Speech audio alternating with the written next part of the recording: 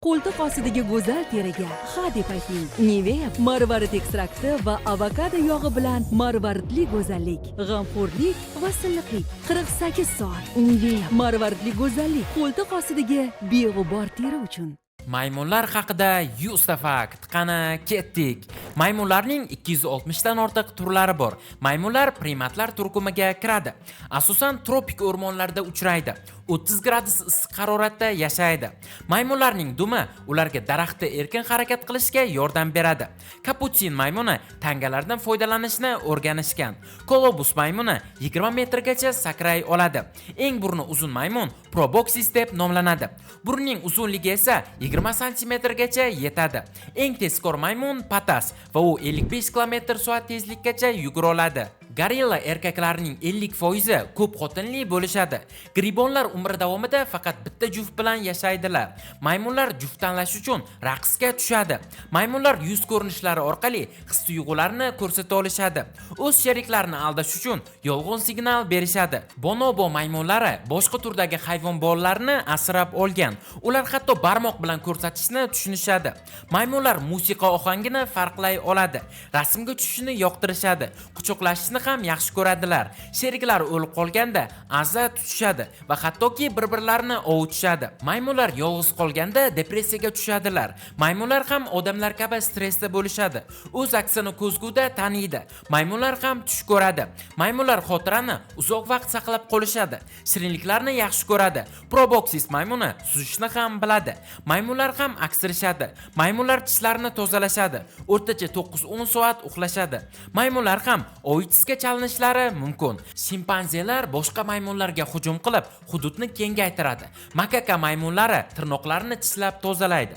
Katta yoshli gorilla kuniga 30 kg ovqat yeydi. Shimpanze bir kunda 2 marta ovqatlanadi. Urg'ovchi maymun go'zallik uchun ko'p vaqtini sarflaydi. Maymunlar itlar bilan hazillashishni yoqtirishadi. Agar maymun sizni yoqtirib qolsa, soch turmagingizni buzib tashlashi mumkin. Maymun yuziga o'xshash orxideya guli bor. Erkak maymun qaraganda kal bo'lib qoladi. O'rtacha 10 yildan 60 yilgacha umr ko'rishadi. Hamma maymunlar ham banan yeyishni yoqtirishmaydi. Maymun va odamning genetikasi 99% o'xshash bo'ladi. Makaka onalari bolasi o'lganda ham uni bir necha kun bag'rida olib yuraveradi. Uosho ismli shimpanze inson tilini o'rgangan birinchi hayvon hisoblanadi. Koko ismli gorilla 1000 tadan ortiq jestlarni tushunadi va 2000 tadan ortiq ingliz so'zlarini o'rgangan. Kaputsin maymunlarning o'z ismlari bo'ladi va agar siz ularni ismi bilan chaqirsangiz tushunishadi. Bonobolar muammo yuzaga kelsa, janjaldan ko'ra quchoqlashishni afzal ko'radi. Maymunlarning miyasida gapirish to'qimalari yo'q va shuning uchun ham ularni gapirishga o'rgatib bo'lmaydi. Bonbon ismli maymuncha qo'lga o'rgatilgan va u o'z kiyimlarini yuvishni biladi. Shimpanzelar yig'lay olmaydi, lekin yuz ifodasi orqali qayg'usini bildiradi. Makakalar odamlar yuz ifodalarini ajratib bera oladi. Makaka maymuni faqatgina Yaponiyada yashaydi. Maymun bolalarini otalari voyaga yetkazadilar. Yangi tug'ilgan maymunlar 5-6 oyda yurishni boshlaydi. Maymunlar xavf tug'ilganda qichqirishadi va qolganlarni ogohlantirishadi. Gibbon maymunlari sirenadek qichqirishadi. Howler maymunining ovozi 5 kilometrgacha yetadi. Orangutanlar yog'ochdan qurol yasab dushmanlarni haydaydi va ular yomg'irdan saqlanish uchun barglardan soyabon ham yasaydilar. Maymunlarning ham barmoq izi odamnikiga o'xshab noyob bo'ladi. Bonobolar begona maymunlarga ham yordam beradi. Shimpanzelar jarohatlarni hasharotlar yordamida davolashadi. Shimpanzelar 36 xil imo-ishoralardan foydalanadilar. Maymunlar o'z do'stlarini tanlab, ko'proq ular bilan vaqt o'tkazishga harakat qiladi. Maymunlar to'da boshi bo'lish uchun bir-birlari bilan kurashishadi.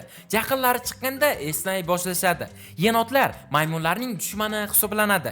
Maymunlarning ko'ziga qarash mumkin emas. Agar siz shunday qilsangiz, ularni urushga chaqirgan bo'lasiz. 2011-yilda Pokistonlik maymun Hindiston chegarasidan kesib o'tgani uchun hibsga olingan. Tailandda maymunlar uchun maxsus festivallar bor. Festivalda maymunlar o'rtasida futbol ham bo'ladi. Puketda maymunlar tepaligi bor. Yaponiyadagi maymunlar issiq buloqda cho'milishadi. Yaponiyada maymunlardan ofitsiant sifatida foydalanadigan restoran bor. Hindistonda 50 milliondan ortiq maymunlar mavjud. Afrikada maymunlar noni deb nomlanadigan daraxt bor. Xitoyliklar inson miyasini maymunga o'tkazib ko'rishgan. Maymunlar ko'z harakatidan odam niyatini aniqlaydi. AQShda maymunlar koronavirusga qarshi emlangan.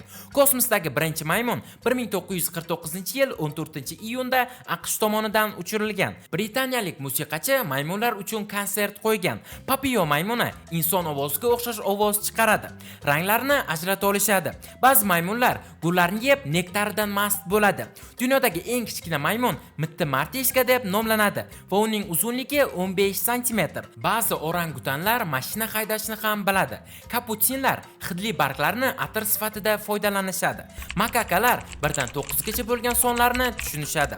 Maymunlarda ham albinosizm kasalligi uchraydi. Do'stlar, bugungi videomiz shulardan iborat edi. Agar video sizlarga yoqqan bo'lsa, videoga like bosing va kanalimizga obuna bo'lib, keyingi 100 ta fakt kim haqida chiqishini yozib qoldiring. Keyingi videolarda ko'rishguncha, xayr, sog' salomat bo'ling.